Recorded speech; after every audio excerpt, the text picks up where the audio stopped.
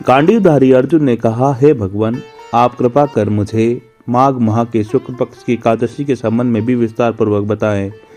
शुक्ल पक्ष की एकादशी में किस देवता का पूजन करना चाहिए तथा इस एकादशी के व्रत की क्या कथा है, उसके करने से किस फल की प्राप्ति होती है। भगवान श्री कृष्ण ने कहा, हे अर्जुन, माघ माह के शुक्ल पक्ष की एकादशी को जया एकादशी कहते हैं।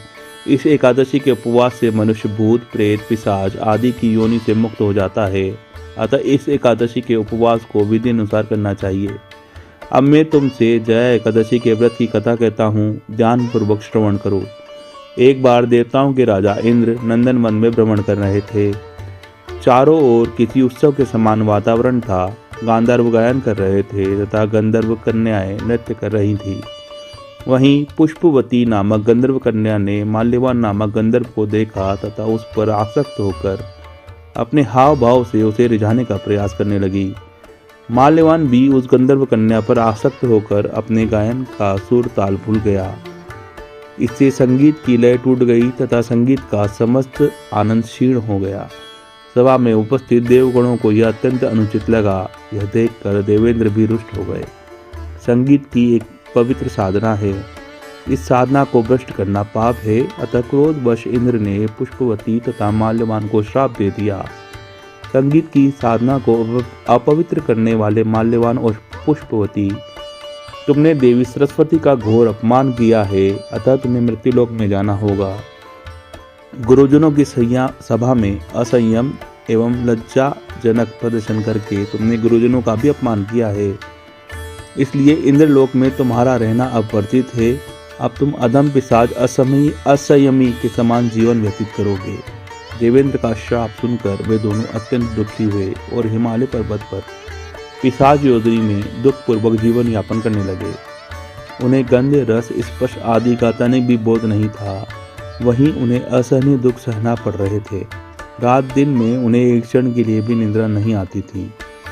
उस स्थान का वातावरण अत्यंत शीतल था, जिसके कारण उनके रोम खड़े हो जाते थे, हाथ पैर सुन्न पड़ जाते थे तथा दांत किटकिटाने लगते थे। एक दिन उस पिशाच ने अपनी स्त्री से कहा, न मालूम हमने पूर्व जन्म में कौन से पाप किए हैं, जिसके कारण हमें इतने दुखदायी यह पिशाच योनि प्राप्त हुई है।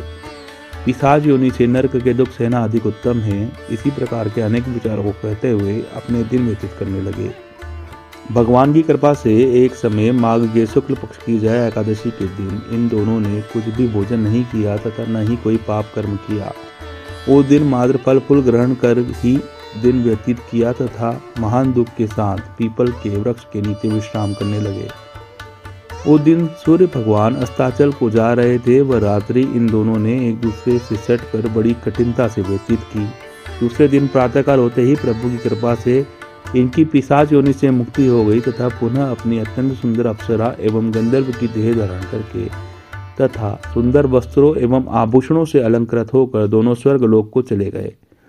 उस समय आकाश में देवगण तथा गंधर्व इनकी स्तुति करने लगे। नागलोक में जाकर इन दोनों ने देवेंद्र को दंडवत प्रणाम किया। देवेंद्र को भी उन्हें उनके वास्तविक रूप में देखकर महान विस्मय हुआ तथा उन्होंने पूछा, तुम्हें पिशाच योनि से किस प्रकार मुक्ति मिली, उसका संपूर्ण वृत्तांत मुझे बताओ। देवेंद्र की बात सुन माल्यवान ने कहा, हे देवताओं के राजा इंद्र, श्री हरि की कृपा तथा जया एकादशी के व्रत के पुण्य से हमें पिशाच योनि से मुक्ति प्राप्त हुई है। इंद्र ने कहा, हे माल्यवान, एकादशी व्रत करने से तथा भगवान श्री हरि की कृपा से तुम लोग पिशाच योनि को त्याग कर पवित्र हो गए हो, इसलिए हमारे लिए भी वंदनीय हो, क्योंकि भगवान शिव तथा भगवान विष्णु के भक्त हम देवताओं के वंदना करने योग्य है। अतः आप दोनों धन्य हैं। अब आप प्रसन्नता पूर्वक देवलोक में निवास कर सकते हैं। हे अर्जुन, इस जया एकादशी के उपवास से कोई योनि से सहज ही मुक्ति मिल जाती है। जो मनुष्य इस एकादशी का व्रत कर लेता है, उसने मानो सभी तप यज्ञ दान कर लिए हैं। जो मनुष्य श्रद्धा पूर्वक जया एकादशी का व्रत करते हैं, वे मनुष्य अवश्य ही सहस्त्र वर्ष तक स्वर्ग में वास करते हैं। संगीत देवी सरस्वती का एक अलौकिक वरदान है। यह एक साधना है, एक विद्या है। इसमें पवित्रता आवश्यक है। उसमें भी जिस सभा में अपने से बड़े गुरुजन आदि उपस्थित हो, वहाँ प्राणी को संयम एवं मर्यादा का पालन करना चाहिए, ताकि गुरुजनों का अपमान न हो। उनका सम्मान बना रहे। गुरुजनों का अपमान करने वाले मनुष्य घोर नरक का भागी होता है।